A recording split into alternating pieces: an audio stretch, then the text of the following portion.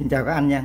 Em tiếp tục làm clip giới thiệu với các anh về những chiếc bật lửa Zippo có giá trị sưu tầm. Thì lô bật lửa em mới về đây là đa số là tàu chiến nha các anh, tàu chiến 8 lít nha. Mời các anh điếu thuốc nha.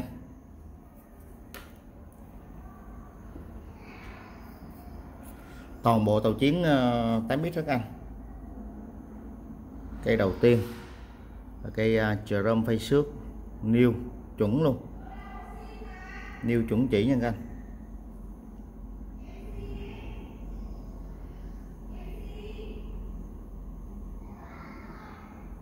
Sáu gạch huyền 1984 new nha các anh, new chuẩn nha, là khắc ăn mòn axit đổ sơn. Tàu ngầm gì đây là USS sạc gì đó 591. Cây này 1983 các anh. Mọc hãng đóng một nét bên đây hơi mờ. 1983 đúng không? 4 gạch đúng không? Các anh để ý đây 4 gạch này. Có một gạch hơi mờ, đây là hãng đóng dập hơi mờ nha các anh. 1983. Ruột 7 gạch thuyền 1983. New chuẩn luôn nha các anh, new đẹp luôn. Các anh chờ em tí.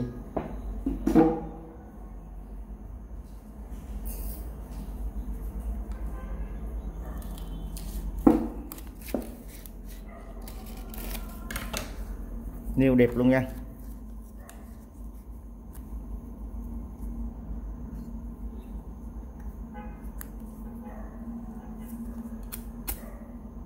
Một 1983 tàu chiến.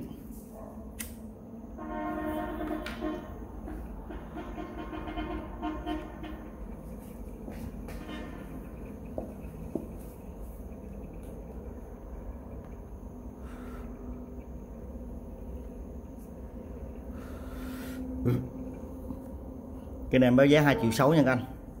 New chuẩn nha, 1983 nha. New chuẩn chỉ luôn. 2,6 triệu nha. Lô này em về toàn tàu chiến 8 lít không các anh. Cây thứ hai là cũng cây khắc ăn mòn axit đổ sơn. Nó có chày nhẹ trên đây các anh. Đó, chày nhẹ trên đây. New nha. Có chày nhẹ chút. Còn ngoài ra tổng thể đẹp hết nha các anh. Chỉ có chày một chút xíu trên đây nha. Đây, nhìn nghiêng mới thấy nha các anh, nhìn nghiêng mới thấy chứ còn nhìn thẳng không thấy đâu.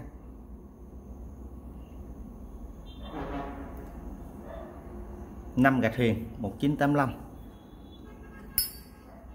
new. Ruột 5 gạch huyền chuẩn đời, ruột 5 gạch huyền nha các anh, chuẩn đời nha. Ruột cực đẹp, ruột new cực đẹp luôn.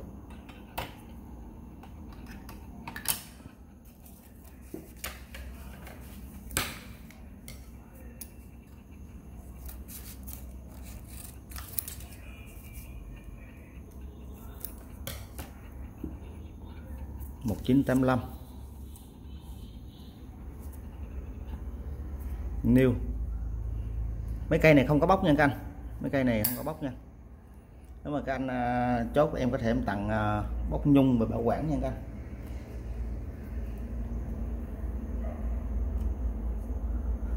Một 1985 2,4 triệu.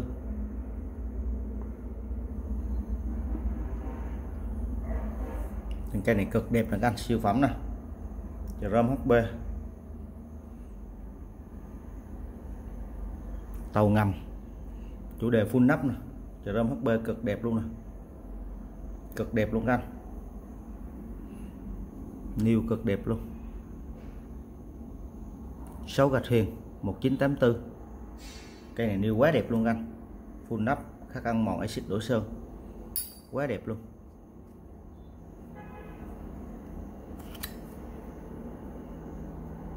Cái dòng này nó hay chơi cao tiền nhưng mà nó hay bị ruột 6 gạch huyền chuẩn đời luôn các anh.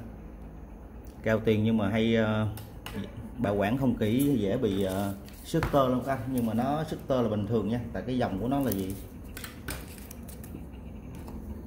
1984 cực đẹp. Chrome HB.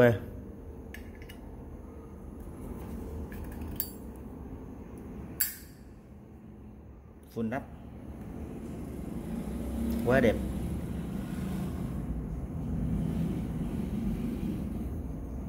Cái này em báo giá 2,7 triệu nha các anh. 2,7 triệu nha. Chrome HB.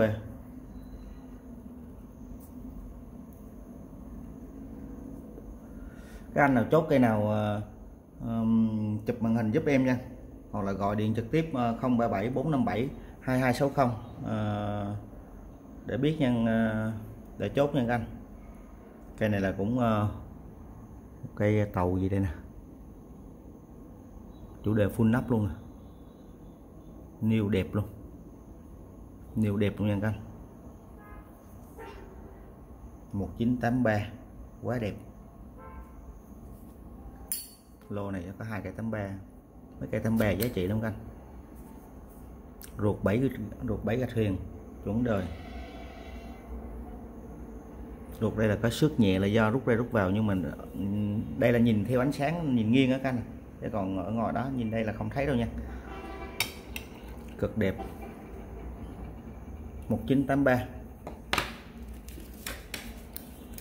full nắp.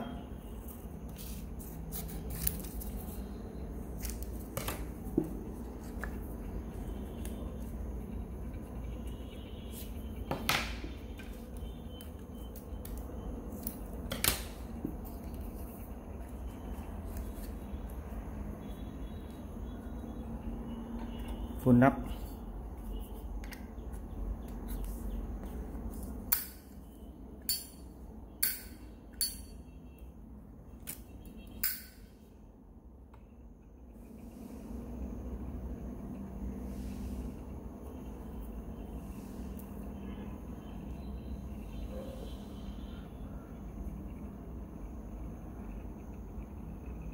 Hai triệu 8 nha các anh, full nắp nha, 1983 nha, 2,8 triệu. Cái nào chốt cái nào em tặng bóc bảo quản nha.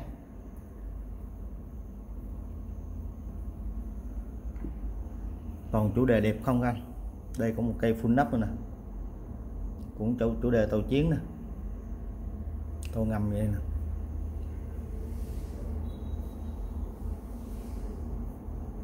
Cực đẹp luôn, niêu đẹp luôn nha các anh, cũng 1983 luôn.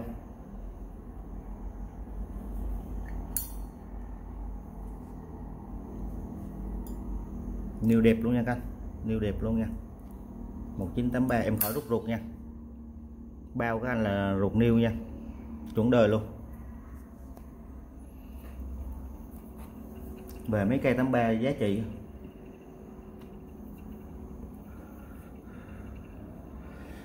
2,8 triệu luôn nha các anh. Toàn bộ tàu chiến không. Đây cũng cây full nắp nữa nè. Mấy cây này đáng giá trị sưu tầm lắm các anh.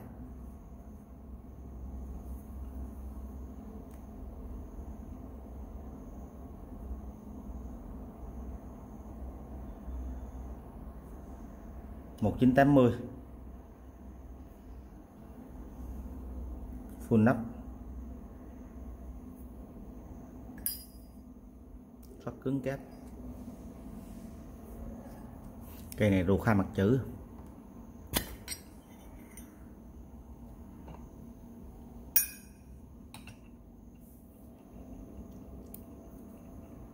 Ruột 2 mặt chữ chuẩn đời nha các anh.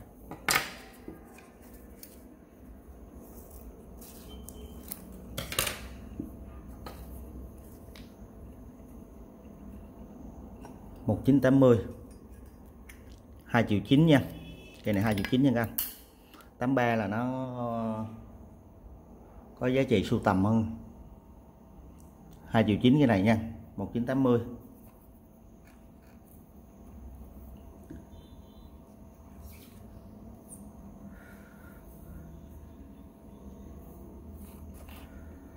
Đây một cây chu niên nè, trơn.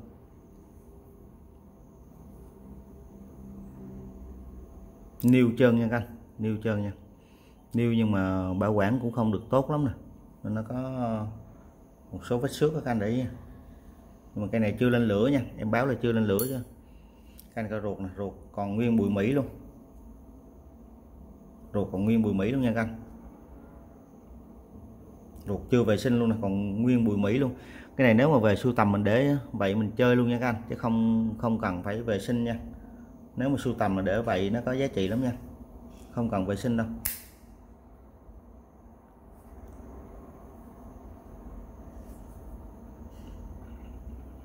Một 1983 trơn chưa lên lửa, em báo chưa lên lửa nha các anh, chứ cây này không tiêu chuẩn 100% đâu. Có xước á các anh, bảo quản á, xước mà xước lớp keo ở ngoài thôi chứ cũng chả vấn đề. Đó, các anh để nè, em quay ngang cho các anh xem nha, quay theo ánh sáng cho các anh xem. Mấy cây này về sưu tầm tốt nha.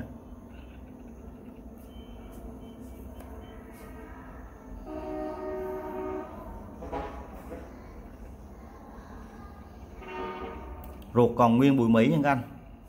Cây này cây số 7 nha. Cây này báo giá 5,8 triệu nha, 5,8 triệu nha các anh.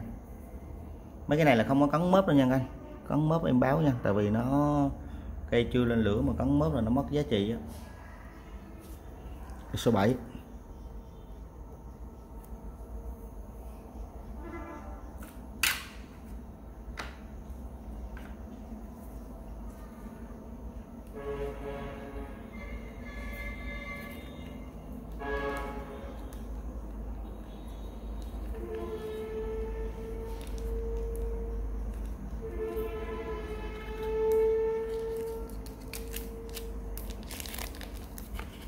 Cây số 8 là một cây tàu chiến.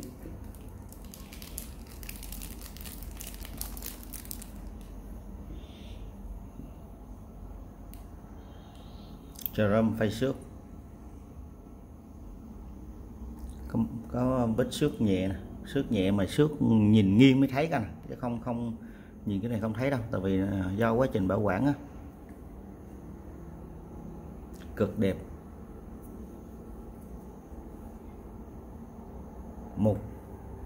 1972 nha các anh. 1972 nha, 2 gạch nha, mỗi bên 1 gạch nha. New cực đẹp. DD 877 tàu chiến khắc ăn mòn axit đổ sơn. Cây này ruột một mặt chữ, ruột đẹp, ruột cực đẹp luôn các anh. Ruột một mặt chữ cực đẹp luôn nha. 1972.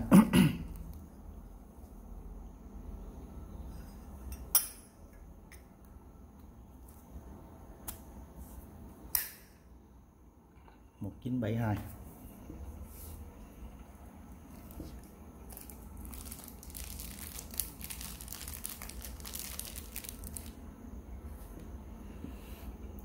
Cây này em báo giá 4,3 triệu nha các anh, 4,3 triệu nha. Tàu chiến mà 7x giờ cũng giá cao lắm nha các anh. 4,3 triệu nha, 4,3 triệu, bóc đẹp ha.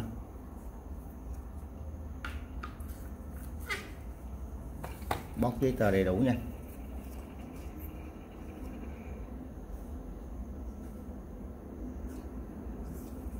Bốn triệu ba nha các anh. Cảm ơn các anh vừa rồi đã quan tâm ủng hộ bên em nha. Các anh chốt là các anh chụp màn hình giúp em nha, chụp màn hình gửi qua Zalo giúp em. Cái số 8 4,3 triệu nha các anh. Toàn bộ em về cái lô tàu chiến rất là đẹp luôn. Cái số 9 một cây chu niên HB. Chu niên HB nó có cái độ bóng như nè, chứ không phải là C3 nha các anh.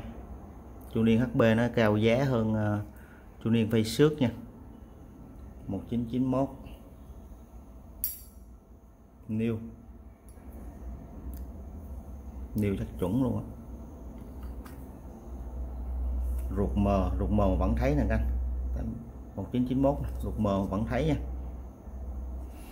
Mấy cái đời mà từ 89 cho đến 92 các anh nè, ruột mờ là bình thường nha, có khi không thấy chữ là vẫn đúng riêng hãng nha các anh, tại vì cái giai đoạn đó là hãng sản xuất như vậy nha. Còn có một số cây nó rõ thì càng tốt.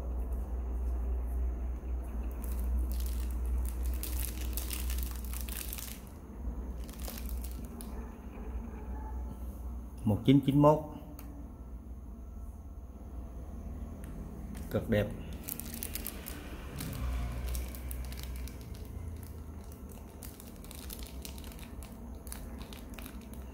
Hàng chu niên mà niêu bây giờ sưu tầm đáng giá sưu tầm lắm nha các anh. Niêu càng ngày nó càng hiếm á. Các anh nào chơi sưu tầm là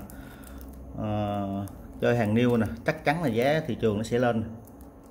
Em dám đảm bảo các anh là năm sau là giá mấy cây niêu lên chắc luôn nè. Cây này báo giá 3,6 triệu nha.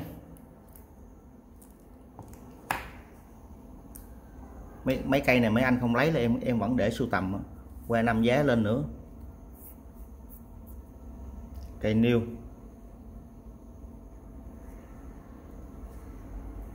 một 1992 niêu rất em khỏi rút ruột nha các anh, chắc là cây này niêu chuẩn á. 1992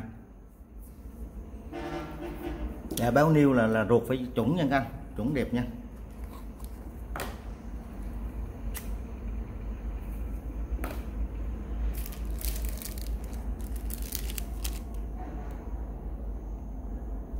Cây số 10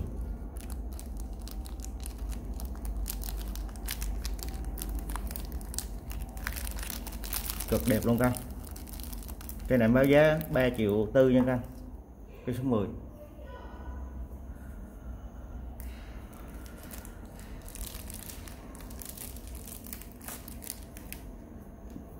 cây số 11 niêu chuẩn luôn anh, niêu chuẩn chỉ luôn á. 1988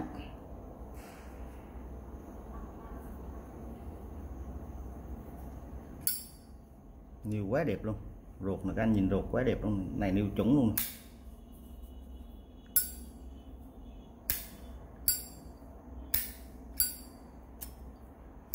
Một 1988 em khỏi rút ruột nha.